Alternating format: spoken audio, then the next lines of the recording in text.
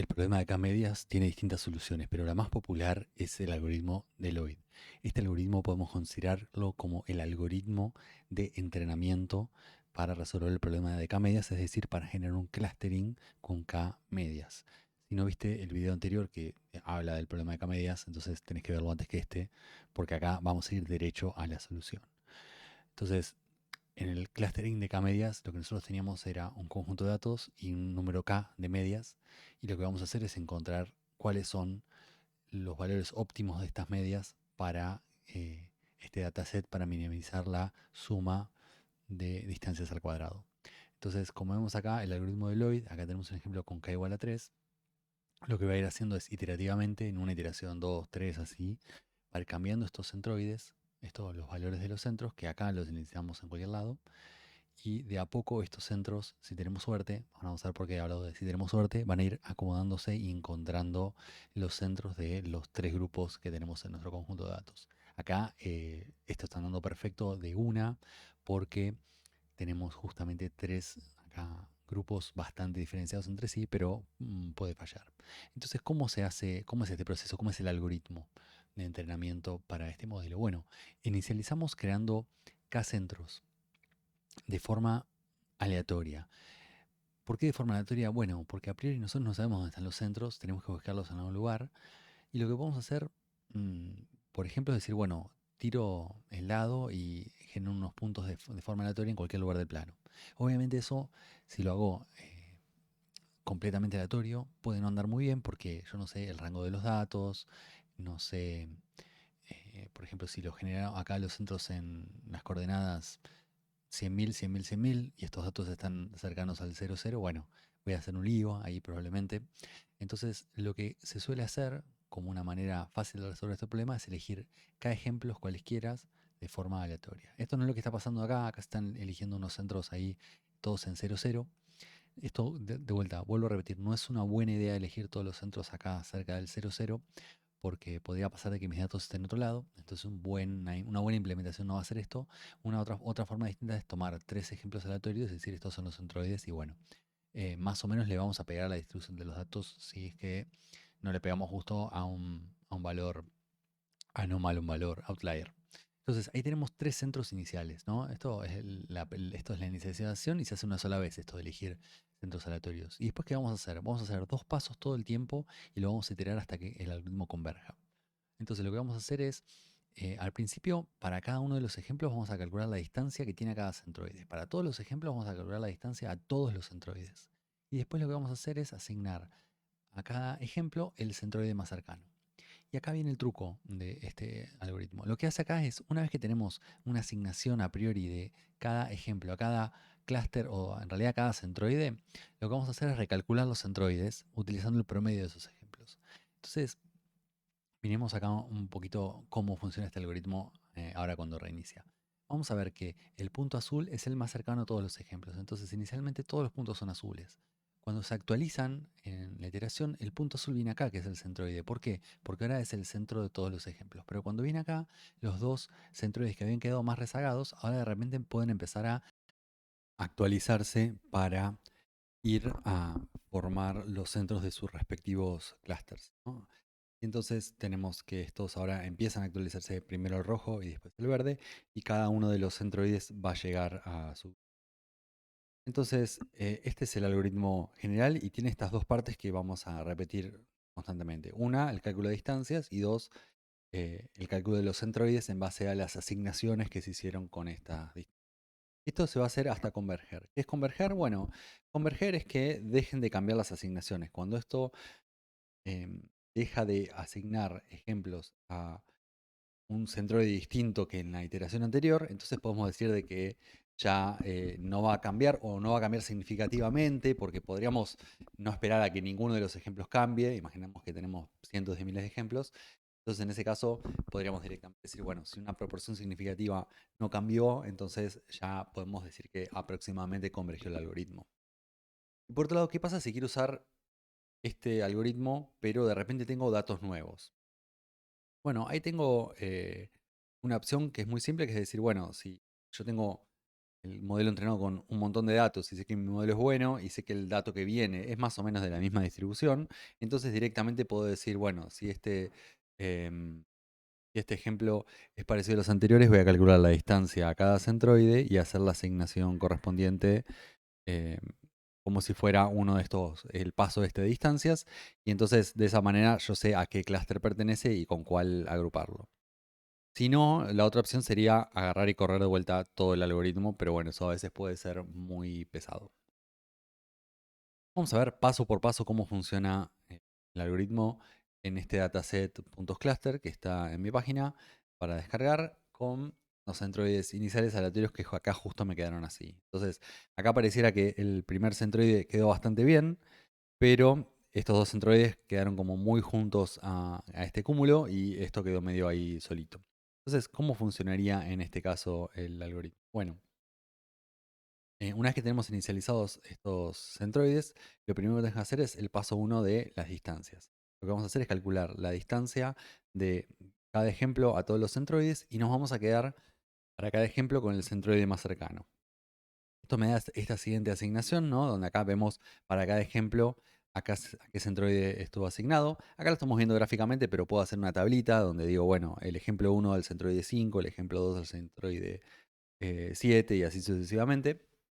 Y esta es la primera iteración que estamos haciendo del algoritmo. Estamos haciendo el primer paso de distancias. Ahora que tenemos esta asignación, vamos al segundo paso, que sería el cálculo de los centroides. Y los vamos a calcular en base a las asignaciones que tuvimos recién. Entonces acá se actualizan estos centroides, ¿no? Como si veíamos antes, este se movió para la izquierda porque había acá este cúmulo que lo atraía. Y este también se movió un poco para la izquierda porque este había tomado acá varios valores, pero un poquito menos, y eso nos va a servir en el siguiente paso. Y acá lo que vemos es que este básicamente ya se está acomodando en su lugar de media de este grupito, salvo algunas diferencias que puede tener acá en este borde. Digamos que ya casi convergió, si podemos hablar de la convergencia de un solo centroide. Entonces calculamos los nuevos centroides y listo, terminó la iteración 1. Vamos a la iteración 2, ahora vamos a calcular las distancias de nuevo. Y como decía, ya se está perfilando un poquito más para la izquierda, está tomando más ejemplos de la izquierda y un poquito más de la derecha, así que lo que va a pasar acá es que cuando hacemos la asignación, bueno, va a estar acá un poco más asimétrica y seguramente cuando haga la actualización, acá vemos que ya estos ejemplos se van un poquito más para la derecha cuando recalculamos los centros y bueno, ya está empezando a converger este centroide a este cúmulo y este a este. Un poquito más en la tercera iteración, bueno, ahí recalculamos de vuelta las distancias, asignamos a cada centroide, a cada ejemplo su centroide, y el resultado que tenemos ahí es que se van a juntar cada vez más en el centro, y esta fue la iteración 3. Vamos a la iteración 4, y lo que va a pasar acá es que en la iteración 4, básicamente no vamos a tener casi nada que cambie, ¿no? Entonces cuando vuelvo con los centroides son exactamente los mismos o muy parecidos a los anteriores, y las asignaciones de cada ejemplo a cada centroide son las mismas o casi las mismas. Entonces en este caso vamos a declarar la convergencia, el fin del algoritmo, porque las asignaciones no cambiaron o no cambiaron significativamente. Si el 99% de los ejemplos no cambia de centroide, entonces podemos decir de que el algoritmo terminó. Eso depende un poquito de la implementación, del criterio de corte, pero algo así se suele utilizar. Y entonces acá tengo el fin de mi algoritmo, donde tengo estos tres centroides que son el resultado, ¿no?, de mi algoritmo, que van a ser, los podemos organizar en una tabla. Generalmente se pone en una tabla donde tengo este centroide que es aproximadamente el 5,5, este que es aproximadamente el 7,56 y este que es el 6,58 aproximadamente. Entonces, estos son mis tres centroides resultados. Y además, como resultado, obviamente tengo la asignación de cada ejemplo a un clúster, ¿no? Esto también es algo que me sirve, pero eso lo tengo en todos los algoritmos de agrupamiento. Además, en este algoritmo, como tengo los centroides, como está basado en centroides, puedo ver los centroides mismos para analizar el resultado. ¿Qué puede pasar para que este algoritmo funcione mal? De hecho, varias cosas. Por eso vamos a ver que vamos a tener que generalmente utilizarlo con un pasito extra. Primero que todo, al utilizar la distancia euclídea por defecto, el algoritmo es muy sensible a outliers, ¿no? Acá vemos un ejemplo donde tenemos este puntito acá arriba, ¿sí?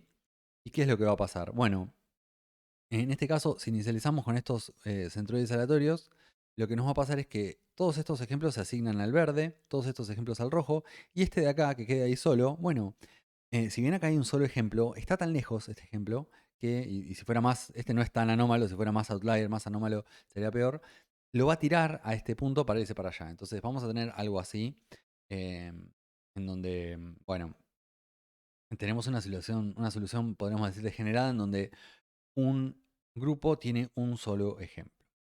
Entonces acá, bueno, por un lado esto es un problema porque no querríamos esto, querríamos que de alguna forma el algoritmo ignore este de acá, ¿no? Quizás alguien podría decir que es un problema del K que elegimos. Si hubiésemos elegido un K igual a 2 no sería tanto problema, pero igual este outlier nos puede mover un poco el centro. Ya asignado, por ejemplo, a este clúster, nos va a mover un poco para arriba el centro geométrico. Y por otro lado, esto no es un problema solamente del algoritmo de Lloyd, sino que es en general con la forma en el que está definido el K-medias, ¿no? Como el K-medias tiene que minimizar la suma de distancias al cuadrado, entonces no va a pasar siempre que si yo tengo un valor muy lejos, bueno, entonces el mejor óptimo, el óptimo global, y va a ser medio raro, va a tener que tener uno de estos más movido o asignarle un centroide a este. Entonces, si bien esto se mejora un poco utilizando otro tipo de distancia como la CityBlock, el problema acá es primero, em, el problema es en realidad detectar este valor anómalo antes y quitarlo.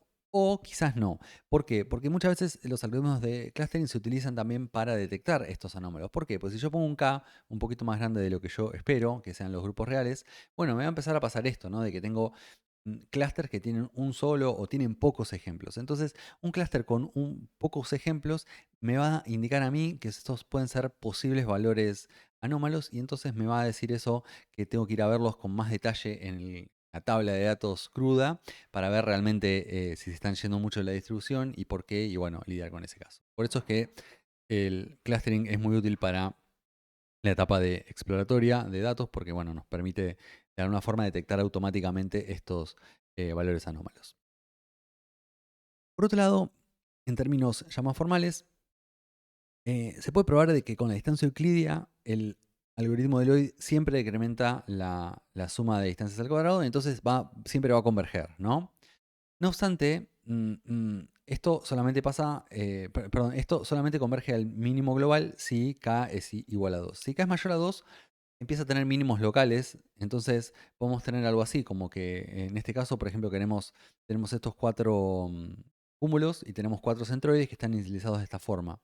Y si empezamos a correr el algoritmo paso a paso, vamos a ver de que por cómo van cambiando, este marrón y rojito se quedan acá arriba, y este de acá se va a quedar con dos, digamos, va a poner su centro geométrico acá, y se va a quedar con lo que serían dos cúmulos, que nosotros querríamos que, por ahí que, bueno, uno de estos se venga acá, y este se venga acá, y en realidad, eh, para los 4 cúmulos haya 4 centroides, pero acá no nos pasa eso, acá tenemos, bueno, un centroide que estuvo bien con su cúmulo, pero acá tenemos un cúmulo que tiene 2 centroides, bueno, esto es algo que uno diría, bueno, esto está mal. Bueno, no, en términos del algoritmo de Lloyd, no, está bien, converge, llega, es estable la solución, pero el problema que tiene es que es un mínimo local. Entonces, bueno, esto nos puede pasar y acá lo vemos en 2 dimensiones, en n dimensiones no lo vamos a ver tanto. ¿Qué es lo que vamos a ver en este caso? Que nos puede indicar en varias, cuando tenemos varias dimensiones, que el agrupamiento no está del todo o puede mejorarse.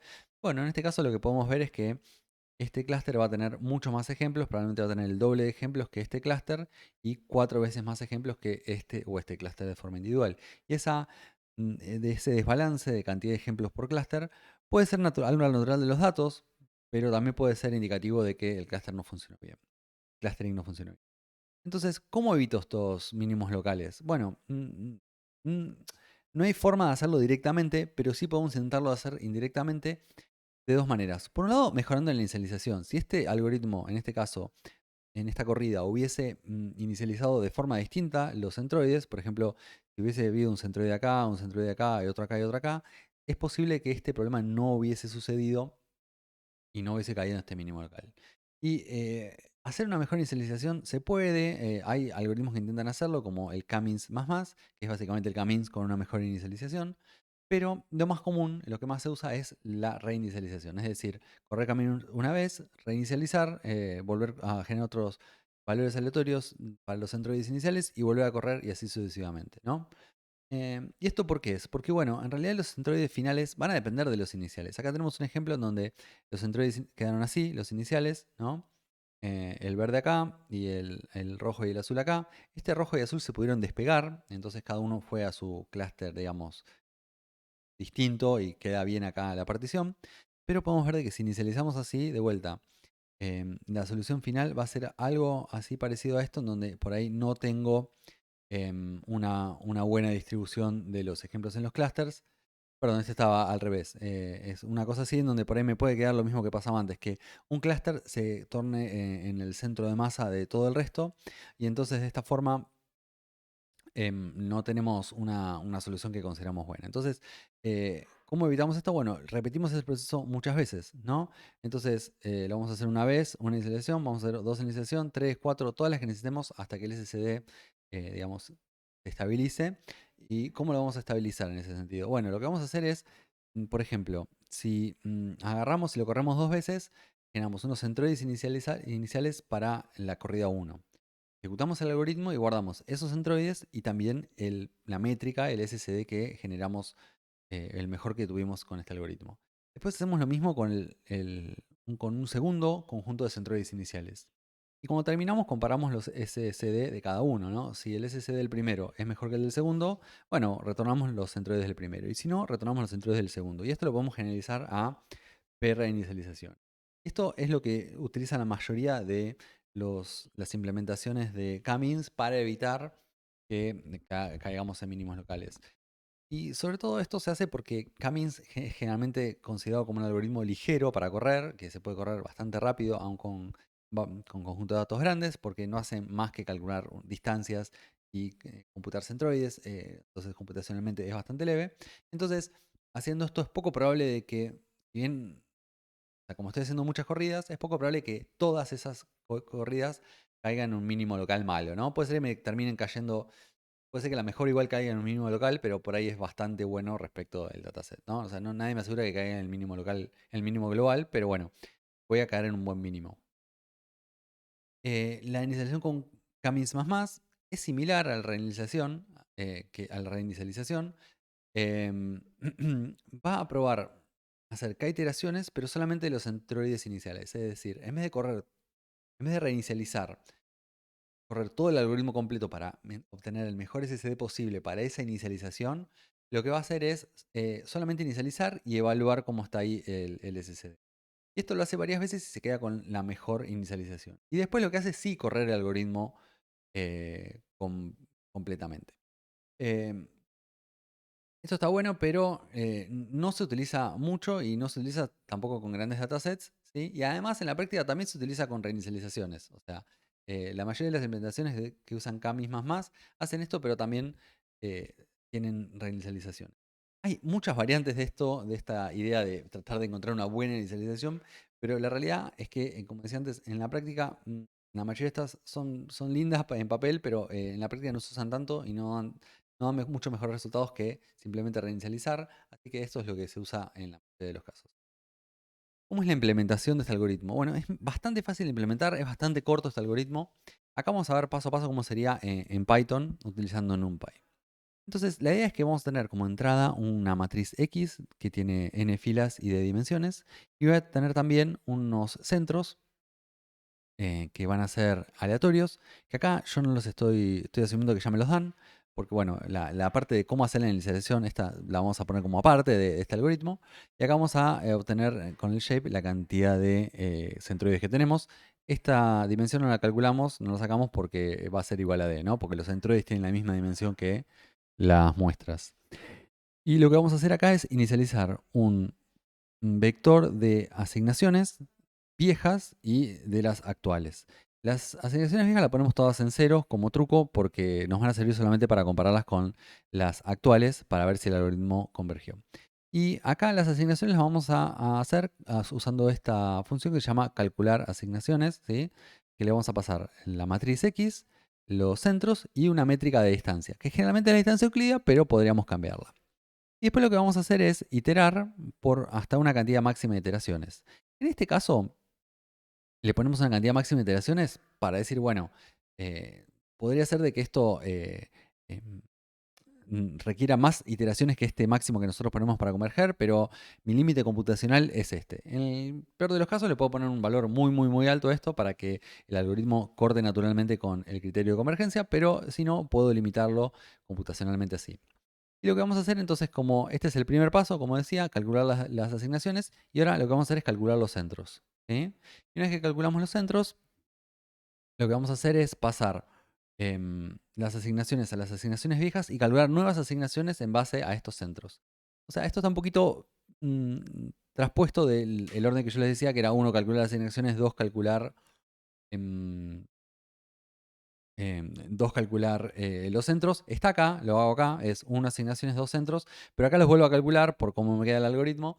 Entonces vuelvo a calcular las asignaciones y acá pregunto. Bueno, acá estoy pidiendo que todas las asignaciones sean iguales que las anteriores. Si son todas las asignaciones iguales a las anteriores, entonces las asignaciones de cada ejemplo a su centroide, entonces voy a salir y ya está, ya terminé. Y si no, voy a seguir iterando, haciendo esto paso por paso. Entonces, ahora solamente me quedaría ver cómo se recalculan los centros y cómo se calculan las asignaciones. Está bueno ver acá que los centros se calculan en base a X, que es mis datos, son mis datos, las asignaciones de estos datos, y K, que es la cantidad de centros que yo quiero. Y las asignaciones acá se calculan en base a X, los centros que yo tengo actualmente y una métrica. O sea, acá vemos que cambia, bueno, tenemos acá las asignaciones y K, y acá los centros, que esto va cambiando porque, claro, en una calcula el otro y viceversa. ¿Cómo hago ese cálculo de asignaciones? Bueno, es muy fácil. En NumPy y las librerías relacionadas tenemos una función que se llama cdist, que me calcula una matriz de distancia entre esa matriz de distancia, que va a tener la distancia entre todos los ejemplos y todos los centros, utilizando la métrica que yo le pase acá, que es un string. Como les digo, puede ser la de Euclidia, la de Manhattan, etc. Y en base a eso tengo una matriz de distancia. Esta matriz de distancia va a tener tamaño n, que es la cantidad de ejemplos, por k, que es la cantidad de centros. Entonces, sacando el mínimo de cada fila de esta matriz, voy a ver, y no solo el mínimo, sino el índice del mínimo, voy a obtener el índice del centro que está más cerca acá del ejemplo X. O sea, esos son exactamente entonces las asignaciones. Las asignaciones son el índice, que es el número de clúster o el número de centroide, que le corresponde a cada ejemplo particular. Entonces, esto me devuelve un vectorcito que me dice para cada uno de los ejemplos estos de X a qué centroide corresponde. Y luego lo que voy a hacer es, utilizando estas asignaciones, y acá los centroides ya no los necesito, porque estos son los centroides viejos. Ahora voy a calcular los centroides nuevos. ¿Y esto es cómo lo voy a calcular? Bueno, tengo X, que es mi conjunto de datos completo, tengo mis asignaciones, y tengo K, que es la cantidad de centros que quiero generar. Y lo que voy a hacer es entonces un for acá. ¿Qué voy a hacer un for? ¿Para qué? Voy a decir, por cada uno de estos centroides que yo quiero generar, voy a fijarme en los ejemplos cuáles de estos ejemplos fueron asignados al centroide I. Y una vez que tengo esos ejemplos, solamente los ejemplos asignados a este centroide I, lo que voy a hacer es calcular la media sacando el eje de las filas. ¿Por qué? Porque como esto era de n por d, o sea, de cantidad de ejemplos por cantidad de dimensiones, si yo saco la cantidad de ejemplos, estoy básicamente sacando el promedio de todos los ejemplos y dejando las dimensiones. Y eso se lo asigno a esta matriz centros, que la puse al principio vacía, que va básicamente a almacenar los K centros, que son todos de dimensión D, como decía, de dimensión D igual que X. Una vez que tengo eso, entonces lo voy a iterar por todos los centros posibles y esto me va a devolver los nuevos centros. Entonces, esta es una implementación de K-means. Es muy mínima, quizás no tiene reinicializaciones o algunas cositas más que puedan tener las implementaciones más estándar, más para usar en producción. Pero bueno, como decía antes, es un algoritmo que implementa muy fácil, en unas horas, en una tarde. Está muy lindo para practicar si quieren andar un poquito más en